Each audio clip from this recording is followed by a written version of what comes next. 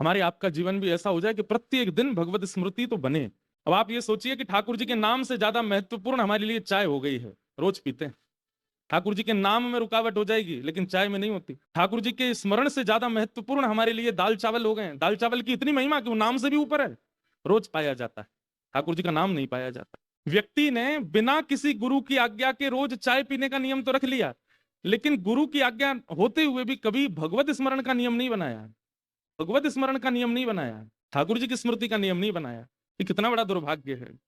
बहुत ध्यान से सुनिएगा। नित्य भगवत स्मरण, नित्य धाम का स्मरण, नित्य नाम स्मरण आपकी सामर्थ है ही नहीं कि आप कर लो। ठाकुर जी की इच्छा होती है तो ये आप कर सकते हो, और अगर आप नहीं कर पा रहे हो तो इसमें आपको चिंतित होना चाहिए कि कृपा नहीं है ठाकुर जी की, तभी आप नहीं कर पाते। ठाकुर जी की कृपा के लिए आपको उनके योग्य बनना पड़ेगा, और उनके योग्य बनने के लिए कथाएं सुननी पड़ेंगी। किसी व्यक्ति को कोई अमीर धनवान व्यक्ति अपने यहां काम पर तब रखता है जब वो उसके योग्य लगेगा, और जब योग्यता निपुणता दिखने लग जाती है तो व्यक्ति सहज ही उसके पास आ जाता है, और उसको समय समय पर बोनस भी मिलता रहता है। पता चल जाए कि हमारे सेठ जी को क्या चाहिए, हमारे मालिक को क्या चाहिए, और वो गुण आप प्रस्तुत कर दो तो आपका मालिक आपसे प्रसन्न रहेगा, आपको अपने पास रखेगा।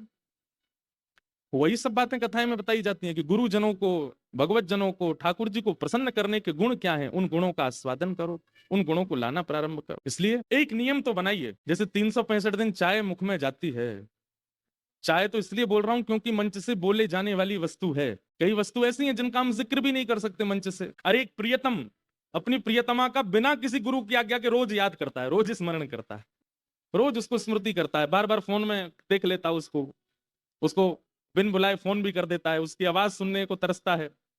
ऐसी तड़फन, ऐसी तरसन ठाकुर जी के लिए हो जाए, और वो भगवत कृपा से होगी, और भगवत कृपा के लिए तो सत्संग आवश्यक है। ये आपके गुरुजनों की कृपा है, वसंत शाह दरबार के गुरुजनों की कृपा है कि यहाँ के वैष्णवों के चित्त में कथा श्रवण की रुचि प्रकट होती, भगवत कथा श्रवण की इच्छा प्रकट होती। ये कृपा। बड़े आनंद के साथ आज प्रथम दिवस का प्रारंभ हो रहा है, शुभारंभ हो रहा है।